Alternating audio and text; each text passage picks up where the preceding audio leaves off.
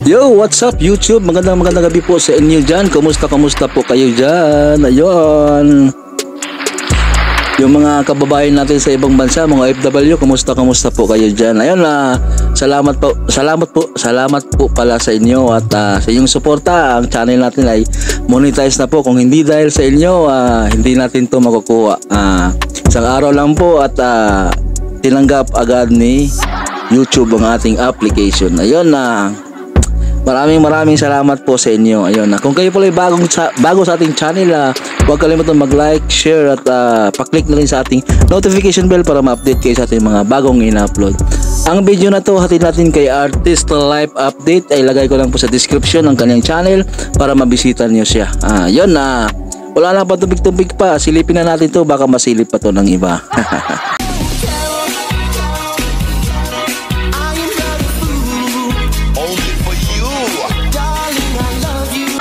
Mga ka-legit Lovercats, isa na naman panibagong updates patungkol po dito sa isang news na kumakalat tungkol sa isang parang intriga, no? Dito po sa segment po ni Mayor Yorme Isko Moreno na G. Sagedli. Ano nga ba ang nakapaloob sa balitang ito? But before that, if you haven't subscribed yet to my YouTube channel, please don't forget to like, share, and subscribe at i-hit mo na rin ang notification bell for more showbiz updates. Bago nga tayo magpatuloy sa ating mga updates ngayong umagang ito, ay nais ko po muna magpasalamat of course sa lahat po ng mga legit viewers and subscribers po natin na lagi nag-aabang at nakaantabay sa mga videos natin. Maraming salamat po for always keep watching and trusting this channel. And now, let's talk about our topic for today's video. Dahil nga, syempre po, isa sa mga kumakalat na balita ngayon patungkol dito sa intriga, no, na bumabalot sa G. Sagedli. Dahil nagtitrending po yung mga videos patungkol dito sa scripted, no? Kumakalat mga video, thank you spill ng mga winners sa EB Scripted. Scripted po lahat ng mga nagaganap. Pero ito po ay taliwas doon po sa statement nitong si Mayor Yorme Isko Moreno, kasi may interview po siyang sinabi doon na lahat daw po na nangyayari sa G. Sagedli is pure, parang hindi po daw scripted, no? Pero base po doon sa mga lumabas na mga videos at nagtitrending ngayon sa Twitter, kitang-kita na talagang may binabasa or scripted nga. Sabi ng ilan sa mga news online, kinaaliwan sa YouTube ang kumakalat na videos kung saan makikitang may binabasa na nakasulat sa isang board ang mga taong binibigyan ng papremyong cash segment sa G. Sagedli na GMA7 noon time show na Itbulaga. Ito yung segment na namimigay ng cash prize sa mga taong nahihintuan ng kanilang van, Isko Moreno at Buboy Villar na naka-costume na parang Prince Eddie. At hindi isang video lang ang kumalat sa isang video ay mapapanood na pagkatapos abutan ng premyo ay tinanong ni Yorme ang isang babae ng ano pa ang masasabihin mo, at nag-thank you ang ale, pero kapansin-pansin na para itong may binabasa sa kanyang harapan. May itinuturo kasi ang mga daliri niya habang nagpapasalamat. May isang video rin na nahagip din talaga ng camera ang sinasabing board na tinatawag noong idiot board sa mga live broadcast na may nakasulat in bold letters na maraming salamat Itbulaga, Yorme at Sedi, ang tawag kay Buboy as segment na yon. Comment ng netizen, tila iyon daw ang ginawang solusyon ng noontime show para hindi na magkamali ng pasasalamatan ng mga taong inaabutan nila ng papremyo. Madalas kasi TBJ, Tito Soto, Big Soto, Joey De Leon pa rin ang nasasabi ng mga nagte-thank you kahit wala na sila sa Itbulaga at nasa A18 noontime show na ng TV5. Well, kung may paliwanag ang mga taga Itbulaga tungkol dito, ay willing kaming ilabas ang lahat ng iyan, ano? According po yan sa ilan sa mga news online na nagkalat. So dahil po dito, medyo contradict po ito doon po sa statement naman ni Yorme, no, patungkol nga dito sa nagaganap sa G. Sagedli. Panoorin po natin ang kanyang statement. Tapos ano ko na interaction sa tao sa kalsada, harang-harang mga security. Tapos ano ko naman yun yung hilig ko naman yung sa interaction sa tao sa kalsada. Tapos tutuwa kami yung pag titignan mo siya pag nag-open yung G. Sagedli, kami-kami lang, no?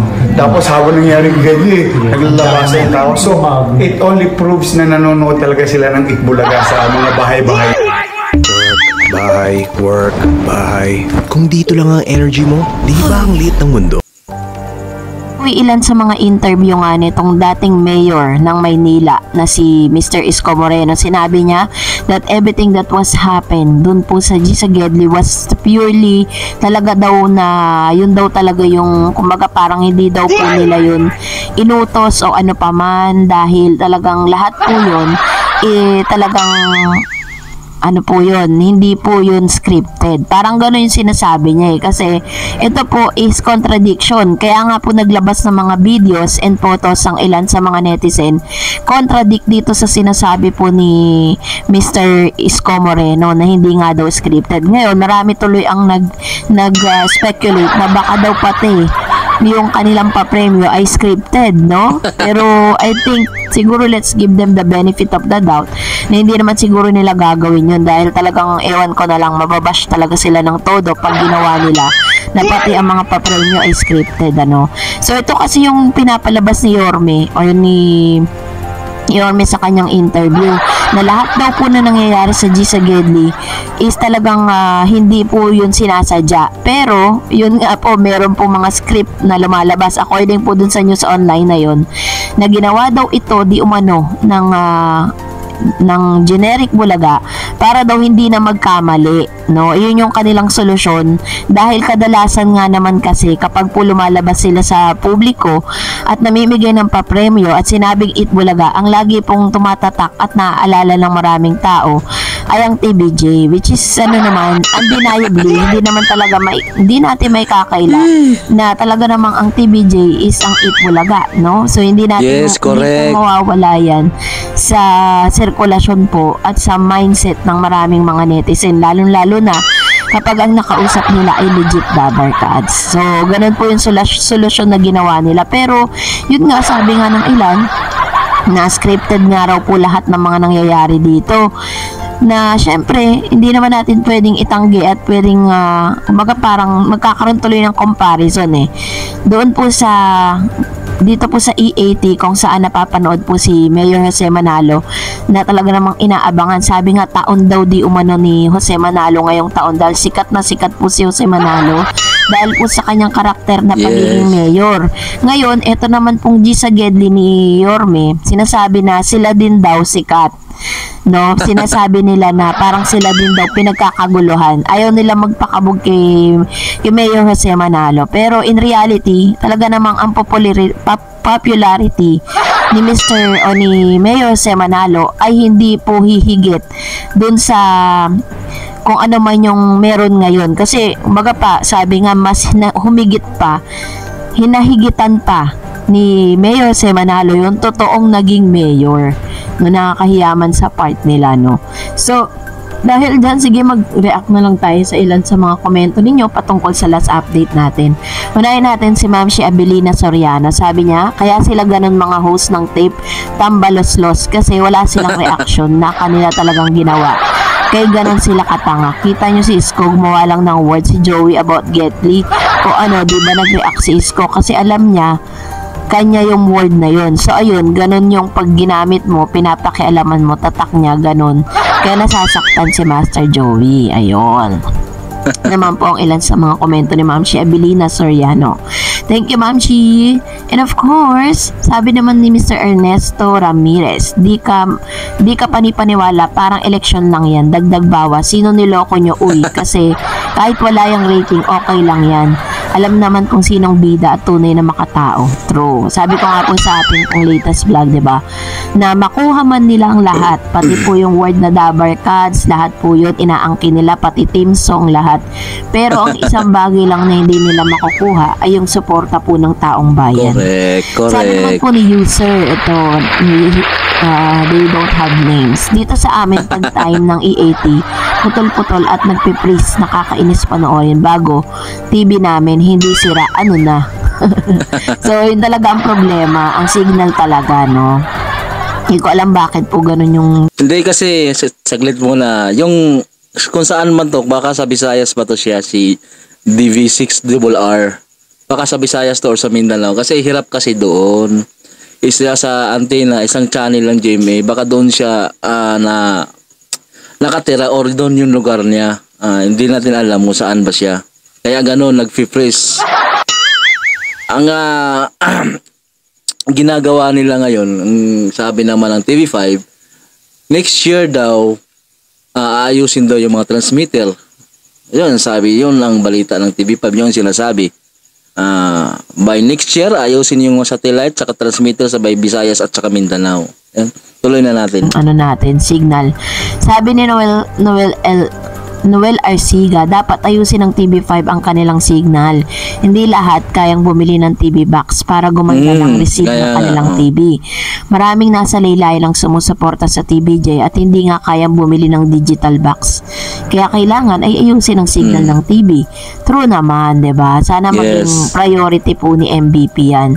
Sabi ni Mendoza Joby, galing, hirap din signal sa amin dito sa Nueva Ecija. Kaya nga sa YouTube ako nanonood. Salamat MVP. Ayun. Kaya nga po mas marami talaga ang ang tutok po sa social media kasi nga parang yun po yung number 1 problem po nila ngayon. Sabi ni KHS 1221. Ganon din nangyari dati ng unang naging number 1 fake EB, bagyo or malakas ng ulan. Tungtuwa siguro ang halos sa tuwing bumabagyo. Pero naman tayo dyan, Kasi kapag bumabagyo po, bigla na ang tumataas ang rating po nila eh. Sabi ni Herjem Herman, sa totoo lang, may nanonood naman sa bagong 8 Bulaga. Lahat nagbabago, move on na. At napansin ko, mas maging masaya ang bagong 8 Bulaga kaysa dati na mga lolo pa ang host. Mas naging lively, good vibes, masaya ang bagong 8 Bulaga. Kung yan ang resulta ng monitor ng rating, hindi nadadaya yan. Ibig sabihin lang yan, noon na manonood ng bagong 8 Bulaga, ano masasabi mo sa panggagaya ni Jose Cayorme Isko? Ay naku, wala lang magsalita dito sa isa sa mga viewers po natin, Yung tinatawag lang naman niyang lolo, pinanood niya for the longest time. At alam ko na isa ka rin sa mga nag-assume na sana isa ka rin sa winner na mabigyan nila ng tulong noon. Sabi naman ni Miss Alba Bauti, mga legit lover card sa mga nanonood tulad ko, and we want the show to be more effective. Hindi porke naghahayag ng opinion bash na dapat tingnan sa reality. Ayun. So ito naman po ang komento ni Albauti 7014. Hindi natin alam kung ano pinagdadaanan niya ngayon, At sana lang po talagang maayos na, kung ano man yung gusot at kung ano man yung problema na kinaharap po ngayon ng lahat ng mga netizen. So that's it for today. For more videos and updates. Ayun guys, ano ba to? Puro scripted. Tapos sa akin din, may mabasa ko, may mga negative comments akong nababasa. Nag-react lang tayo dito. Sumusunod lang tayo, nakikinig lang tayo sa ating pinapanood na, di ba? Hindi, totoo naman bakit naman may video kasi daw lumalabas yung mga nagba-viral na puro scripted. Yung taliwas dito sinabi, di ba? Itong yung sinabi ni Artista Life Update. Ayan. Kayo na lang humusga guys, mga ka-uncle natin dyan. Kung kayo pala yung bago sa ating channel, huwag kalimutan subscribe, like at pa-click na rin sa ating notification bell para ma-update kayo sa ating mga bagong in-upload. Ang video na to hati natin kay Ders TV, ilagay ko lang po sa description ng kanyang channel para mabisita niyo ang kanyang channel. Ayun guys, God bless, salamat po sa inyong suporta guys. Maraming salamat po. Bye bye, God bless.